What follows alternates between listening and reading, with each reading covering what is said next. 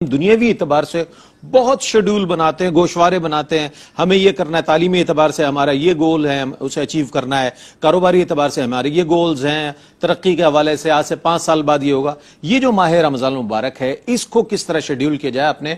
اجمالی طور پر ارشاد فرمایا تھا۔ میں چاہتا ہوں آج رہنمائی ہو جائے گی، استقبال رمضان ہے، آج آپ کی بات سنی ہوئی یاد رہے گی تو پورا رمضان جو ہے لوگوں کے لیے رہنمائی کا سبب بن جائے گا۔ جی بہت شکریہ۔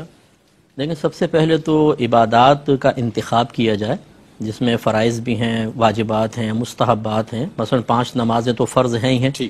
پھر اس کے بعد جو سابقہ قضا نمازیں رہ گئیں ان کا حساب و کتاب کر لیا جائے کہ بلوغت کے بعد سے ابھی تک کتنی نمازیں نکل چکی ہیں۔ ایکوریٹ تو کسی کو نہیں پتا ہوتا، غالب گمان کر کے ان کو اس کو کاؤنٹ کر لیا جائے اور آہستہ آہستہ ارادہ کر لیں کہ رمضان میں ان کو ادا کریں گے۔ اس کے علاوہ پھر آ جاتے ہیں سنن اور مستحبات ہیں، اشراق چاشت ہے، اس کے بعد اوابین وغیرہ ہے، اور خاص طور پہ تہجد کہ پورے سال میں کسی کو شاید اتنا موقع نہ مل سکے جتنا رمضان میں اس کو آسانی سے موقع مل سکتا ہے۔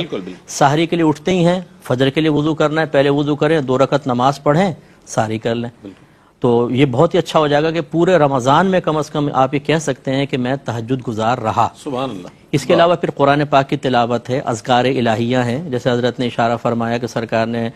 فرمایا کہ جو اس رمضان کے مہینے میں کوئی نفل کام کرے گا تو فرض کے برابر، اور ایک فرض 70 فرائض کے برابر ہوگا۔ تو اس کا مطلب ہے کہ نوافل بھی اگر اختیار کریں گے، مستحبات، تو اس کا درجہ بہت ہی زیادہ ہے، اس کا ثواب بہت بڑھ گیا ہے۔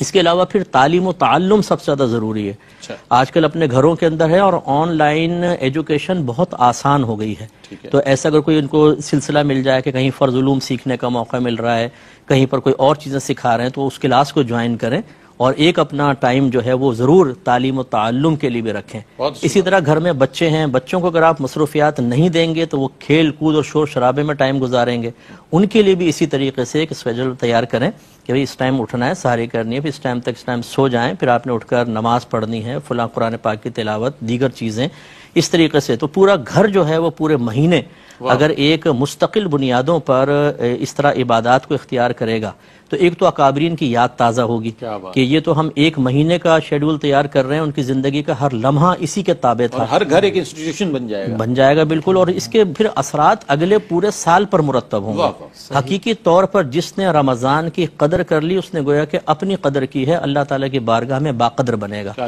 تو اس لیے ان دنوں کی زیادہ ہمیں قدر رکھنی چاہیے۔